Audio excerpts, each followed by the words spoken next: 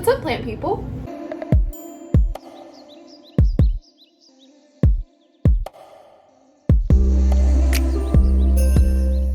Today's video is really exciting because I am doing a propagation box video. I saw Harley G, like one of the most popular plant YouTubers, do a video on this where she had her own propagation box. So I figured that I could do one too, and then we can post progress videos. I'm thinking I'll do like a progress video halfway through to show what the roots look like and everything. And then once they are done fully, then I'll do the third video where we can pot them up together. But I figured that was a really good idea and I want to try it out. I'm just going to do single leaf and single node cuttings in a clear box full of some soil and sphagnum moss that we will do together. But right now I'm going to go cut all of the little leaves and nodes that I want in my box and then put all my supplies together so that we can build this propagation box. Why not take you guys along with me to make the cutting?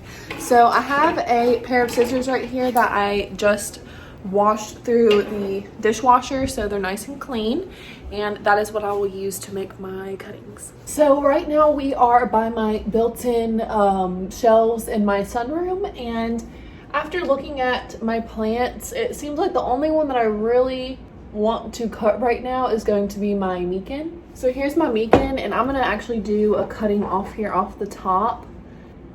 So I have this, and it actually has 2 leaves. I guess I'll take one off of my Mandula just to try it out. Why not? I took this little cutting from my Mandula. All right, now we are coming into the living room area, and I'm going to get a piece of golden pothos and a piece of Scindapsus pictus exotica. And the last place that I'm going to get cuttings from is my office space. I need to stick to like smaller sizes, so instead of my wide leaf Adansonii, I think I'm gonna do the narrow. I was thinking about doing a Christmas cactus. I have a couple already propagating in the soil, so I think that I may just do some string of hearts. That is 6 items if I include the string of hearts, so I will do a little bit of that just to see if it makes any roots in there. Now that I have all of my cuttings, I'm going to get my box, sphagnum moss, and some soil. All right, so I have got my plastic Tupperware that is clear. It is important that you get a clear one. And then I have some soil, sphagnum moss, water to get it damp, and all of my cuttings. So the first thing that I'm going to do is do just a small layer of soil. I don't have any charcoal or anything. These are the only materials that I have, so that is what I'm using.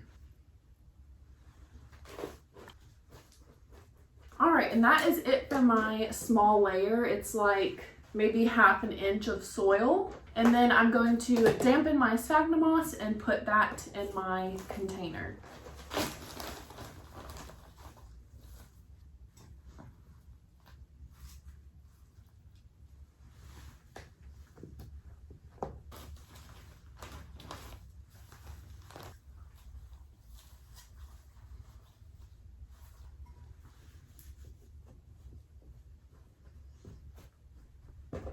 Alright, so the sphagnum moss is now put in there, and it's probably about 1.5 inches of sphagnum moss, but it does expand when it touches the water, so I probably only used about 2 handfuls of sphagnum moss for this whole box. And now I'm just going to put these in here so that there's enough room in between each plant and that the node is slightly covered by the sphagnum moss. And I'm gonna move my camera so that you can see it a little bit better. Here's my box with the soil and sphagnum moss. I'm gonna go ahead and take my first cutting, which is my Meekins, and I'm just going to kind of place it in there to where the node is just slightly covered. Next, I'm going to do my Scindapsus cutting because that one's kind of big. And since it has this leaf on here that is just not looking too good, I'm going to actually go ahead and chop it off. There is a node on this stem right here, so I'm going to keep that there. And this is my Golden Pothos cutting. Has a single node and another little leaf coming out of it. Next is my Mandula. And then lastly, I have my Adansonii. Well, not lastly, but. And then next, I'm going to put the little string of hearts. So here is the box with all of the cuttings in there.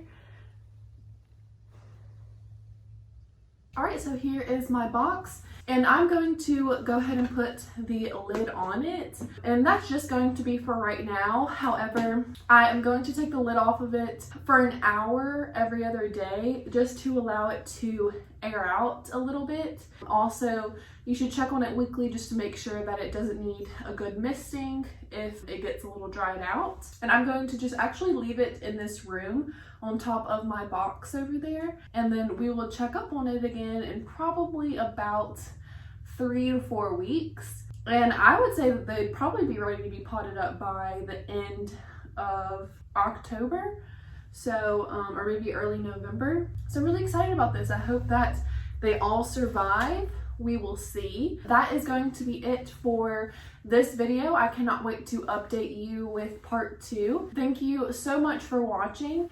If you want to give it a thumbs up, subscribe, comment down below. I try to post about 2 times a week. So if you like houseplanty things, then check out my channel. But I hope that everyone is having a wonderful day/week, and I will see you all in my next video. Bye guys.